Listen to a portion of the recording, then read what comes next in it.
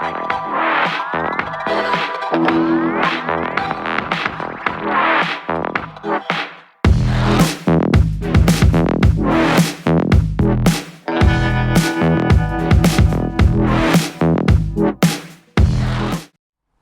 advice would always be, if you're finding it a bit stiff, go to your manual, find out what the recommended soft setting is, dial in everything fully soft, and then work back from there. I mean, that's what I did with this bike, and I actually found it to be too soft.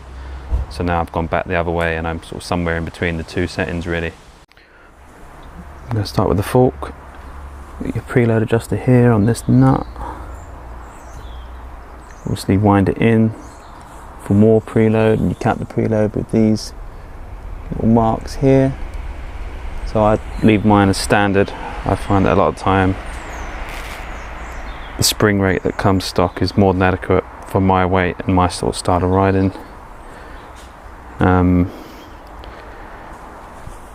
Down here you have the slow speed compression on this one, and here you have the high speed compression on this nut. So if we talk slow speed compression here, which is this one, we're thinking more, big wallows in the road. If you were doing 70-80 mile an hour and you came into a bit of a dip, that sort of wallow, rather than any kind of fast action. Then the way to adjust that is to count the clicks in. So you always want to go to fully hard, which is in clockwise. So you go 1, 2, 3, 4, 5, 6, 7, 8, 9, 10, 11, 12, 13, 14. So I think the soft setting in the book is 18 out. So you'd go 1, 2, 3, 4, 5, 6, 7, 8, 9, 10, 11, 12, 14, 15, 16, 17, 18. Obviously you want to do the same for both sides. I'm not going to do that now, just for the sake of the video. And you also want to do the same for the high speed compression, and that's more your sort of sharp edge, square edge bumps. Like if you hit a pothole, or you hit a series of chops. Fast compression damping, you want to wind that clockwise all the way in. And I think the soft setting is 5.5 turns out, so 5.5 turns anti-clockwise. With your rebound, similar thing here. Might want to use a cloth or something to stop it, because these scratch very easy.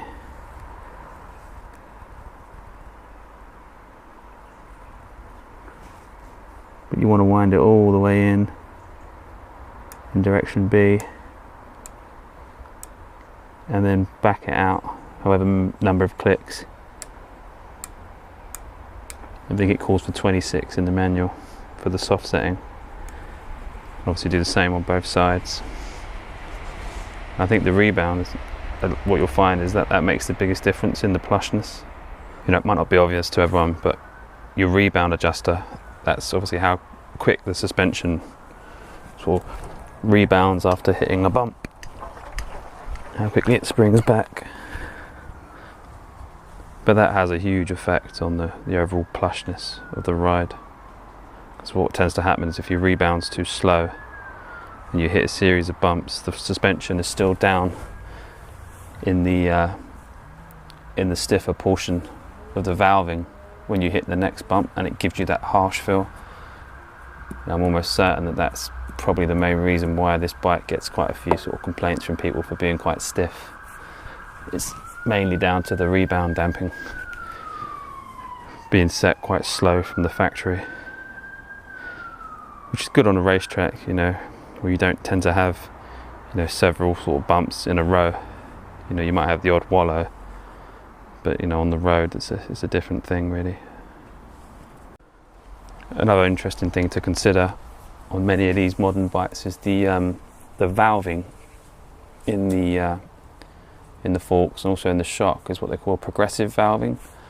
So that means that as you go further down the stroke in the fork or the shock, the valving actually gets more progressive, and to effectively you end up with, you know, this portion being a lot stiffer than that portion, for example.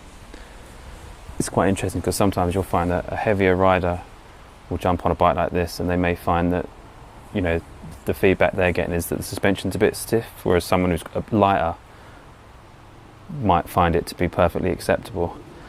And one of the reasons that can be is because if you're a heavier rider, you blow through this initial sort of supple part of the stroke, and you find yourself operating, you know, more in the sort of mid to the lower areas where the compression valving obviously ramps up and is a lot stiffer. So, you know, a lot of people think they actually need, you know, softer springs, when really in fact they actually need to go stiffer to bring the fork back up into the plusher area of the stroke.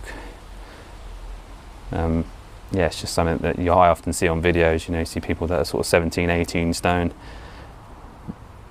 and that they might say that, you know, the suspension's plenty stiff enough for them, but it's probably because they're in the bottom half of the stroke rather than the top bit, which is designed to be plush, you know, for the smaller bumps. You know, that's what I mean by progressive valving in the fork or the shock. The shock's the same principle, really. So on the shock, so we've got an Olin shock here. You've got your preload adjuster here, which just works on a collar, so called a remote preload adjuster. It's nice and easy to use. You have compression damping here, so you don't have high and low speed compression on this, I don't believe. So you just have the one knob for the compression, and then down here, I don't know if you can see, you've got the rebound adjuster there. And just like the forks, you know, I found that the rebound seems to make the biggest difference to the sort of the overall plushness of the ride. Yeah, so on this shock, the compression adjuster, I think the manual calls for 20 clicks. So, you know, same principle again. You wind it all the way in, and then you go 20 clicks. So you wind it all the way in clockwise to give you the maximum stiffness, and then wind it anti-clockwise, number of clicks to get the recommended. So I think the manual calls for 20, but I've played around with this, but I can count. Let's count what it is. So we got 1, 2, 3, 4, 5, 6, 7, 8, 9, 10, 11, 12, 13, 14, 15, 16, 17, 17. That's what I'm currently at. 1, 2. Again, I wouldn't really play around with the preload too much unless I was going to a track or I was doing some two-up touring. You know, where it's set from the factory, you know, determines a pretty decent spring rate for, you know, for someone at my weight.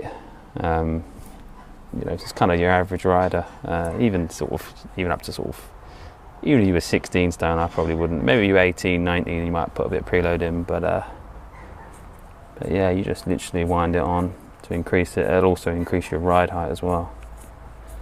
And it's not clicks on this one, it's just a case of measuring it.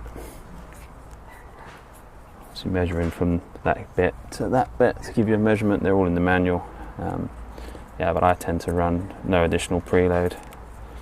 It's one of the things you've got to be wary of as well. If you start dialing in preload, is you can lose your what they call your static sag.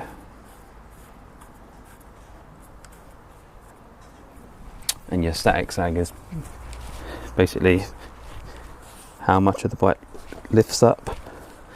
So there's not a huge amount of static sag. I think with that way leaning doesn't help, but if you wind up the preload, you'll lose your static sag. So if I take this model car to illustrate some of the suspension features, so if you see how the ride height, then you see the shot there. That would be your static sag. See the way it lifts up? See when I let go, it drops down? So that's your static sag. Low speed compression, you know, your sort of smooth undulating bumps. Your high speed compression is the big bumps. And then your rebound is how quickly it returns.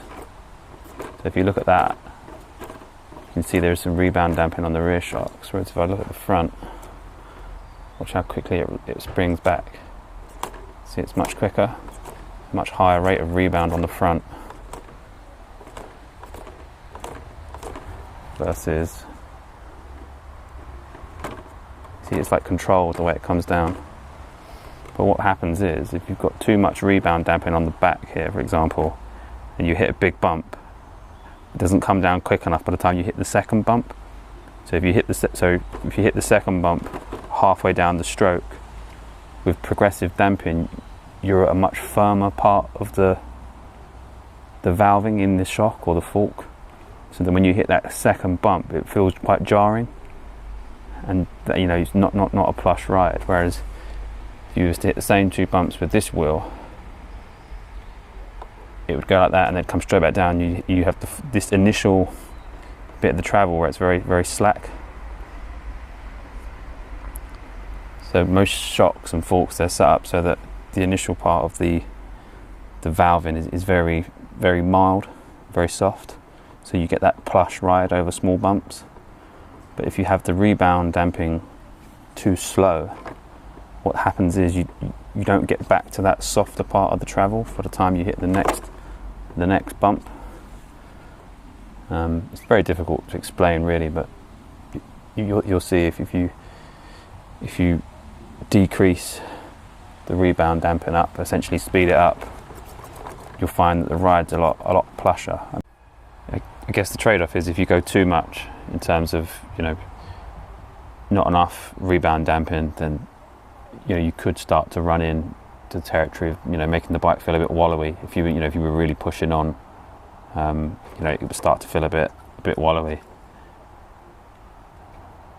But you know, that's when you can experiment and, you know, put some rebound damping back in to slow things down and bring things back into line really, without, you know, rather than the bike feeling too lively, you can, you know, slow things back down a bit more controlled. Like as you can see with this back one, it's much more controlled versus, you know, pogo. But yeah, I think that's where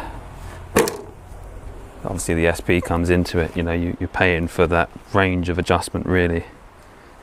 You know, and obviously the settings out the factory are going to be more stiffer than what you'd find on the standard model. You know, I'd imagine that, you know, the stiffer setup on the non-SP is probably the starting point for the setup on the SP. But of course you can back that out with all the adjusters. That's kind of where the money goes really, into the range of adjustment and the valving in the shock and also in the fork. You can make this setup work brilliantly. In fact, you know, I currently believe this is the best suspension I've ever ridden. You know, and that's coming off of a few different S-line Ducatis and BMWs and various bikes that I've had over the years. You know, if you have a little play, you know, don't be scared to twist the adjusters. You know, you can put them back. It's all in the manual. Can't really go wrong, to be honest.